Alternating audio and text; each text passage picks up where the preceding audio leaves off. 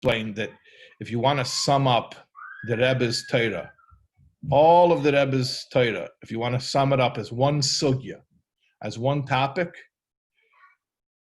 it's Achdus HaTorah. And if you want to sum it up even more, it's Achdus, oneness. Then it doesn't matter, you can pull from Nigla, from Nister, you can take from a Gemara, a Medrash, a Kabbalah, Chassidus, different opinions, doesn't matter. You pull it all together and it comes down to one Nakuda. That's the Rebbe's style. It's always to show how it's all one thing. Mark Twain, one time, supposedly, he said they asked him to come speak somewhere. So he said, if you want me to give a 2-hour presentation, I'm ready right now. If you want me to give 5 minutes, I need a couple of weeks to prepare. And the idea is that there's vast complexity even in the simplest of things, and an underlying simplicity behind the vast complexity of things. But there's a certain, I don't know, from a point of view of Chassidus especially, there's a certain genius in being able to pull it all together into one thing. And after all, that's what Avraham Avinu did. That's what Einstein and all the great scientists that followed him have been trying to do. And that's the Rogachover's Derech HaLimud, and that's the Rebbe's Derech HaLimud. Taking the complexity, taking what seems to be different points, different ideas, and showing how it all turns on one Nakuda.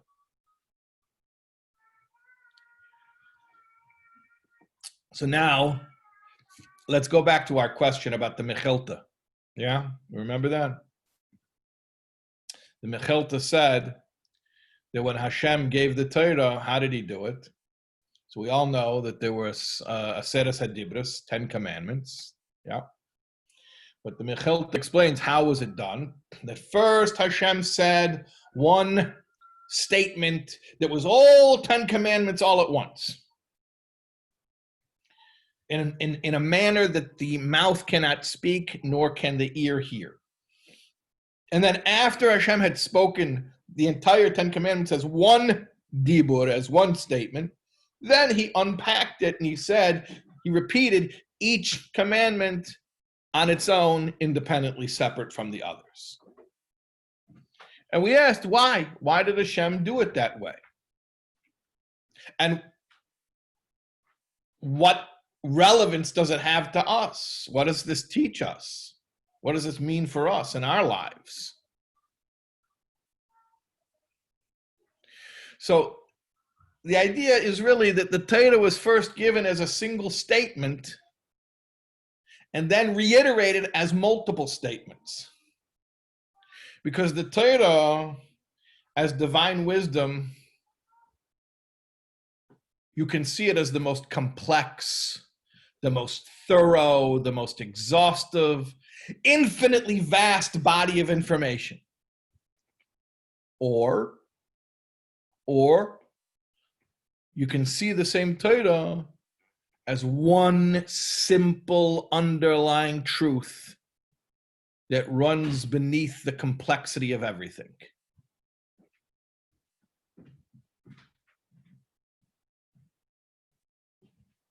So which is it? What is the unifying theory of everything? How do we find it?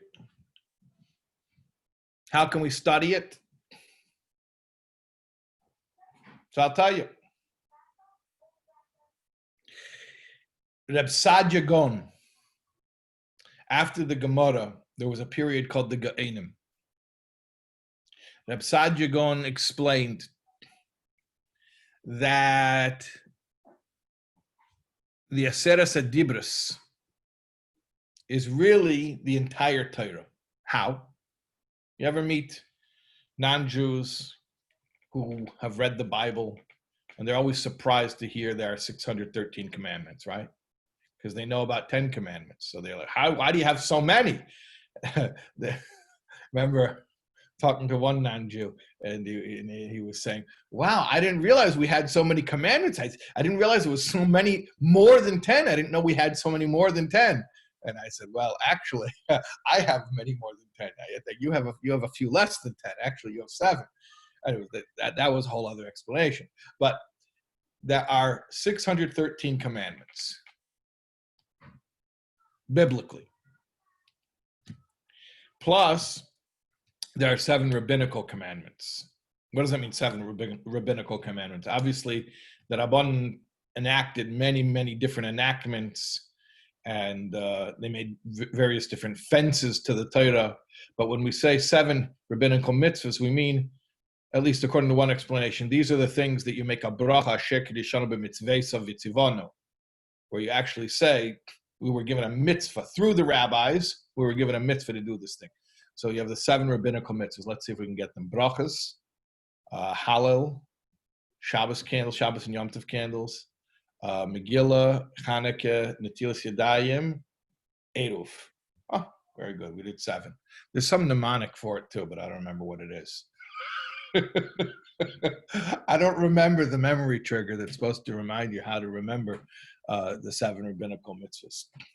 Anyways, isn't that funny? What do you do when you forget the mnemonic?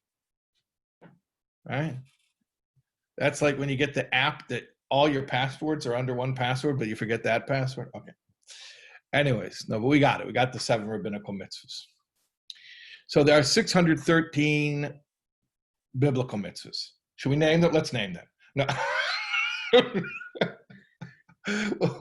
We'll do that in the Chabad house for Tikkun Leil Shavuos. We'll go through the Sefer Mitzvahs, and we'll go read through all the different mitzvahs. Okay, fine. There are 613 biblical commandments, and then there are 7 rabbinical commandments, so that's 620. 620 is also Gematria, Keser, Taf Reish Chaf. 620 is Keser. Keser is the crown of Torah. It's also, in Kabbalah, Keser is Rotzein, is will, because Hashem's will is expressed in the 620 mitzvahs, 613 biblical and 7 rabbinical. So Sajagon said that really the 10 Commandments has the entire Torah in it. In other words, you think about it like this. How come these 10 are the 10 Commandments? Like, what happened to other mitzvahs? Why aren't they part of the 10 Commandments? Maybe they're less important. How do they make the cut, these 10? And the way that Sajagon explains is that it's not that these 10 are more important than the others. It's that these 10 are general mitzvahs, which are koilel, which encompass all the others. In other words, they're categories. They're categories. So if you have these 10 commandments, then you have 10 categories, and all of the 620 mitzvahs, meaning 613 biblical and 7 rabbinical, fit into one or another of the 10 commandments. So if you have the 10 commandments, you have the entire Torah. And Sajagon points out that if you count the letters that were on the lochais, I don't mean like when you count, on the picture on the pareiches, and every one of the seres adibros is like 1 or 2 letters because they don't have room. I mean, if you count out literally all of the letters from the whole psuk, if you count out all the letters, so you get 620. So Sajagon explains the reason that the seres adibros has 620 letters is to hint to you that in the Seres HaDibros, even though it's only 10 commandments, it's really including all commandments, even the rabbinical commandments, all 620, as represented by the 620 letters. However, let's not end there. Not only is the entire Torah to be found in the 10 commandments. Hold on, let's stop for a second. Let me go the opposite way. let me go the opposite way from Sadragon. Maybe it'll make it actually more accessible for us. Let's start from something that's more expanded. Think about, you ever look at a Shulchan Aruch? Shulchan Aruch is a whole, I'm saying the Mechaber Shulchan Aruch is a whole bookshelf for Chalakim, and it's more than for Chalakim because some of the Chalakim are multiple volumes, right? So you have all these halachas, all these dinim, thousands, tens of thousands, maybe hundreds of thousands of halachas that apply to a Jewish person's life. And yet, you could trace them all up to the 620 mitzvahs, 613 biblical and 7 rabbinical. Well, just like you can trace all of halacha to the mitzvahs, the 620 mitzvahs, you could trace all the 620 mitzvahs to the 10 commandments, because they are included in the 620 mitzvahs are included in the 10 commandments, the 10 mitzvahs. But that's not the end of it. You can go even more. The 10 commandments, really, if you keep going and you simplify it even more, if you keep pushing more to the center, more to the core, really you'll see that even the 10 commandments can be further simplified. The 10 commandments are all contained within the first 2 commandments. Anoichi and Lo Yilecha. I'm the Lord your God. You should have no other gods. And as Chassidus explains to us, all positive commandments, doesn't matter what positive commandment it is, whether it's to put on tefillin or it's a rabbinical positive commandment like to light Shabbos candles, it's all an affirmation of I am the Lord your God. All positive commandments are an affirmation of I am the Lord your God. And then all negative prohibitions are a sensitivity and an awareness to the transgression against you shall have no other gods. In fact, in Tanya, it explains this at length in chapters 18 through 25, when it's talking about how to activate the Ava Mesuteres. It reminds us that when you come down to it, really, all mitzvahs are either I am the Lord your God, or you should have no other gods. In other words, it doesn't matter what various manifestations the mitzvahs take on. It doesn't matter whether it's shooing the mother bird before you take the eggs, or it's fasting on Yom Kippur, or or making out of tavshilin. It doesn't matter. The point is, every positive act is an affirmation that God is God, and God forbid, every negative prohibition, every transgression is a denial of that truth. So in a certain way, it's very binary. It's zeros and ones. It's either you're on or you're off. It's yes or no. Are you in or are you out? So all the mitzvahs, just like all the mitzvahs can be reduced to the 10 commandments, the 10 commandments can be further simplified to just the first 2. I'm the Lord your God, you shall have no other gods. But we're not done. Because really, the first 2 commandments can be further simplified. Which is why I am the Lord your God precedes you shall have no other gods. Because really, a full and proper understanding of I'm the Lord your God contains within it, by implication, that there is no other God. So really, you could have it all just from the first commandment. So all of Torah is within the commandments, the 620, 613 biblical, and 7 rabbinical. But all the 620 are within the 10. All the 10 are within the 2. And of the 2, those 2 are within the first commandment. I'm the Lord your God who took you out of Egypt. That's what it all comes down to. It comes down to one mitzvah. The one mitzvah. I am God. But we shouldn't end there. The mind can't rest. We need to push for further simplification, further unity, underlying unity. Wherever there's complexity, we have to push deeper and find the underlying unity. The mind cannot rest, like Einstein said. It gets simpler than that. The oneness is even more simple than that.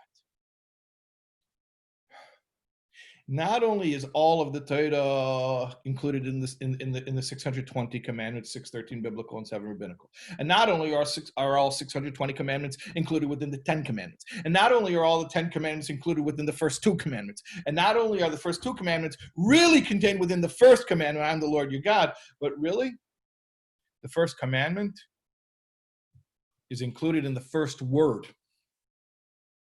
Anoichi. When you boil it all down, what's the essence of everything? Anoichi. I am. I am, the real I. The only one who can actually properly be called I. It's an Avram Fried song on Yiddish Gems, but it was originally a Yom Tov Erlich song. Before that, it was a story about Aaron Karliner. You'll check it out later. Okay. The only ich, the only anoichi, the only true absolute existence, the I am of Hashem, that is the underlying essence of it all when we simplify it. It's all anoichi. God exists. And it's not one of the Shemos, mind you. Not even the Shem Havaya, the ineffable name. Because even the Shem Havaya is only a name, it's not the essence. The pronoun, the personal pronoun, the I, Anoichi, that's higher than a name, Chassidus explains. It's not attempting to give a name to it, it's just I am who I am, whoever I am.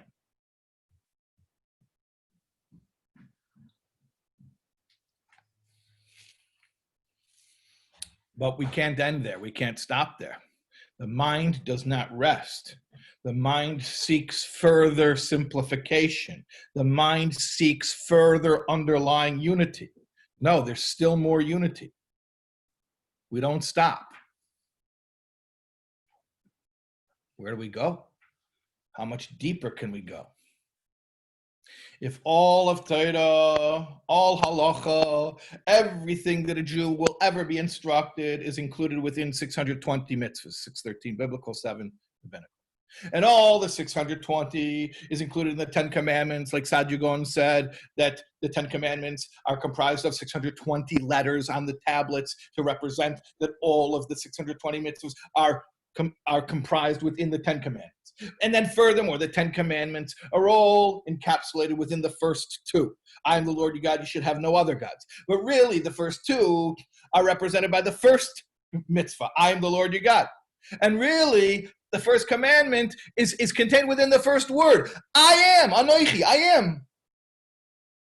But you can go even deeper.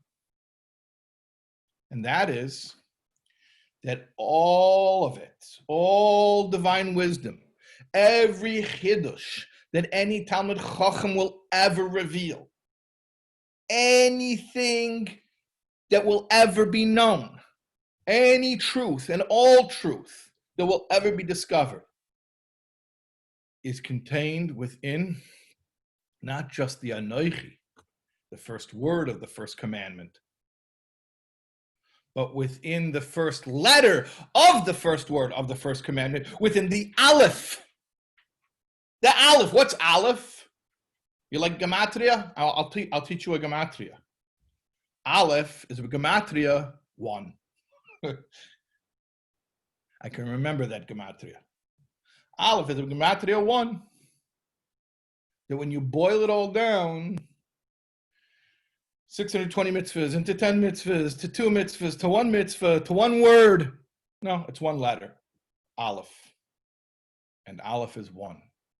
It all comes down to the unifying theory of everything. And now, here's the bombshell. At least for me, this is the bombshell. And nobody could say this but the Rebbe.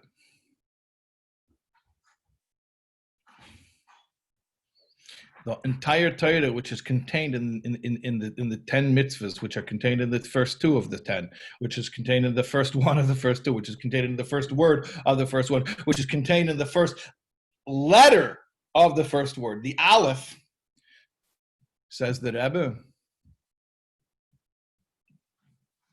That is the Kometz Aleph O, that every little Jewish boy and every little Jewish girl learn the first time, the very first time somebody opens up a siddur and points to those holy letters and shows them Kometz Aleph O. Kometz Aleph O is not kid stuff. It's the simplified, unified theory of everything. Within that Kometz Aleph O is the Anoichi, which is the first commandment, which comprises the first two, which comprises the first 10, which comprises all 613, which is 620, which is every halacha and every chiddush and every idea and every piece of truth that will ever be revealed, ever, is in the Kometz Aleph O, that every precious little Jewish boy and girl learn.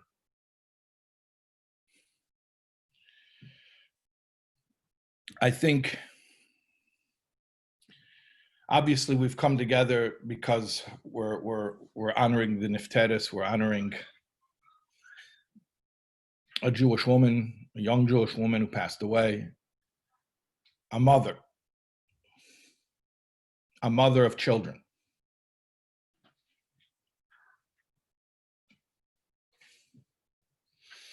We should know, we should value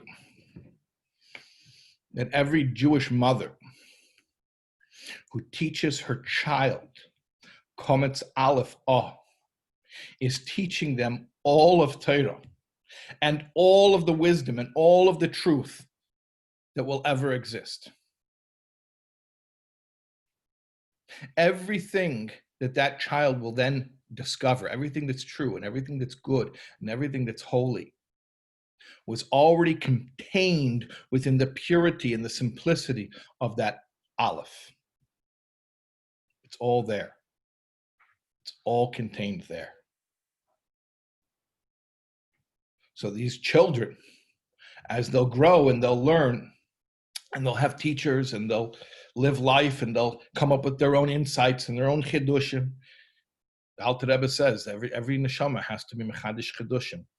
It's not just something for the Litvisha. The Alter Rebbe says, mitzad neshama, you need to be mechadish chidushim in the pardes haTorah. As these children grow up and they discover more and more of the truth of Torah, it's really just unpacking the Aleph that they were taught by their first teacher. It's really the Aleph that every little Jewish child who is zeichet to be taught at home. I mean, generally speaking, we speak about a cheder, we speak about a rebbe, a malamed, but in reality, we know, where does a kid get their first exposure to Aleph base? At home, and at home, who's it from? It's from a mother. So every Jewish child who becomes a Jewish adult and finds out truth and finds out the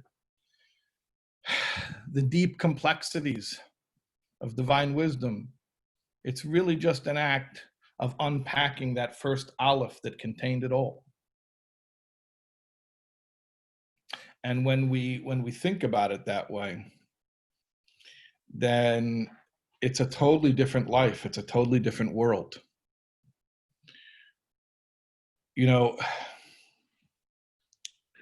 We're smart people, sometimes too smart, the wrong kind of smart. We see complexity. We see nuance. And we tell people things aren't that simple. It's just things aren't that simple. Because we see how complicated everything is, right? That's called sophistication. We're very sophisticated.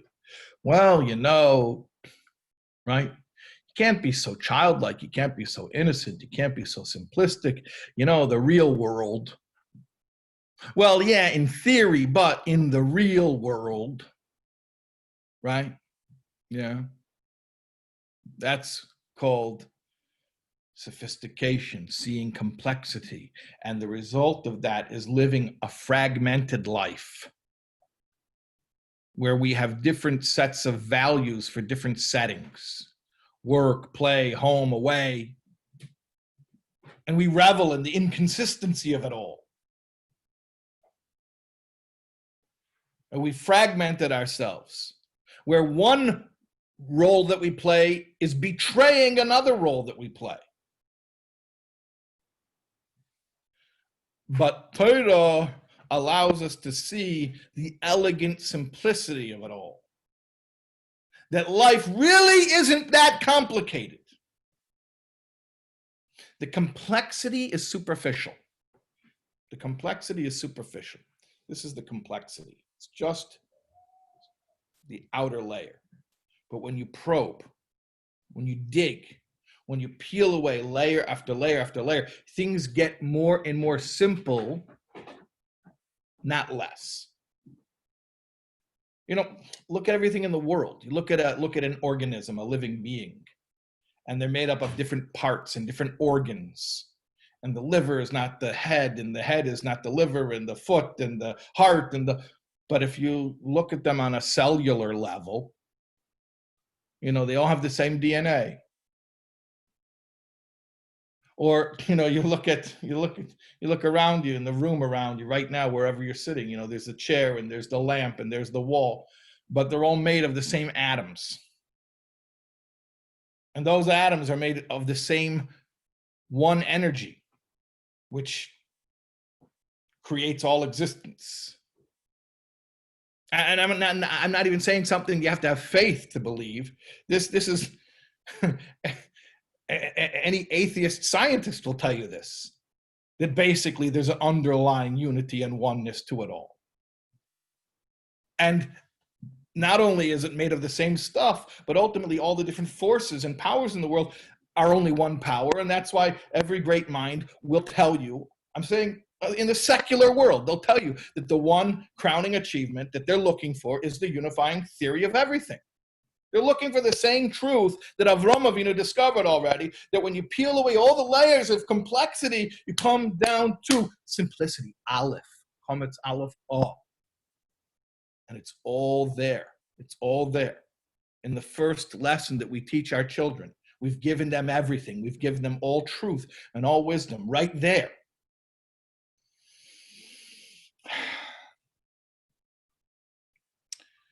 So, tell you a thought. And then maybe I guess we'll wrap it up. What I told you so far is basically it's a sicha, and hopefully I gave it over properly. Like I told you, it's Yisroi non Aleph. But I'll tell you a thought I had. There was this really smart guy. He really was. He was smart. Christopher Hitchens. And he was a big atheist. He was the Talmud Muvhak of Richard Dawkins, who wrote the book on atheism. And Christopher Hitchens used to go around debating religious people. And he was a good debater, and he was a smart guy. And he found out he was Jewish, by the way. You know that? He passed away already, but he found out he was Jewish. He found out that his mother's mother hid the fact that she was Jewish. So I remember one time I was watching Christopher Hitchens debate some religious person, and he said a great line. I really like it. I mean, other than the fact that it came to an atheistic conclusion, but the logic is good. And in fact, what I want to tell you is the logic, actually, if you keep pushing his logic and you use it the right way, it actually, it's chassidus. And it proves not only not what he wanted it to say, but the very opposite of what he wanted it to say. But the logic is good logic. So Christopher Hitchens, he told somebody in a debate once, he says, you know, humanity once believed in many gods, and then they evolved into believing in one God.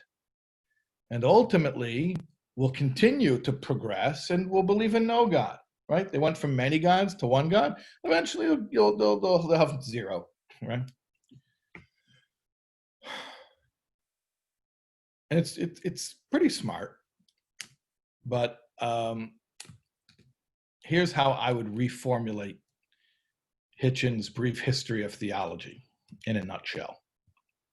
I would say it like this. Humanity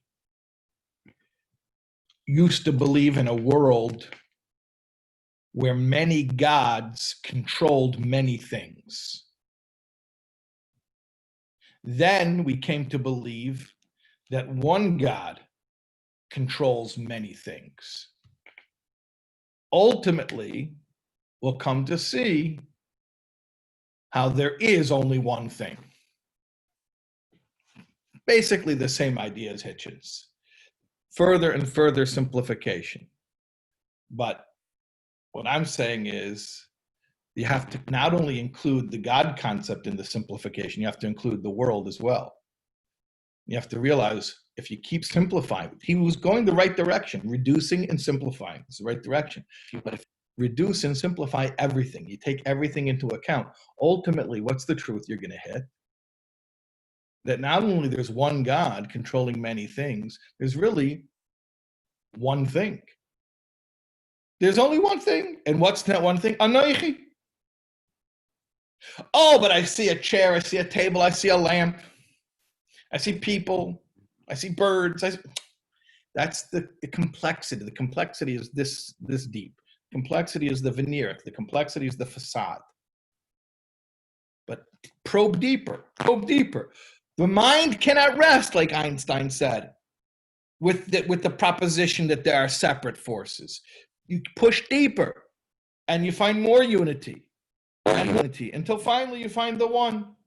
And you find that the unifying theory of everything that explains everything that exists and all wisdom that will ever be known, it all comes down to one thing, Anoichi, which comes down to one thing, furthermore, Aleph, which is the lesson that a little Jewish boy and a little Jewish girl learned from their mother. Or as the Baal Shem Tov, whose yortzeit is first day of Shavuos. I know there's a machlekes, by the way. The Pelish Chassidim say that the Baal Shem Tov is the second day of Shavuos. In Chabad, we are very insistent on the fact that the Baal Shem Tov's yortzeit is the first day of Shavuos. That's a discussion for another time, if you're interested.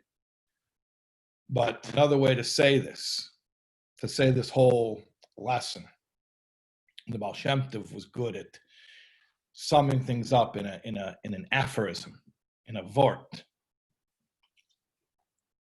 So the Baal Shem Tov, whose yortzeit is coming up on Shavuos, he used to say it like this. Alts is Gott, and Gott is Alts. Everything is the one, and the one is everything. The oneness expresses itself in complexity, and the complexity is but an expression of the oneness. And to be able to see that, that's genius. And that's the genius that a Jewish mother gives to her little children when she teaches them Kametz Aleph O.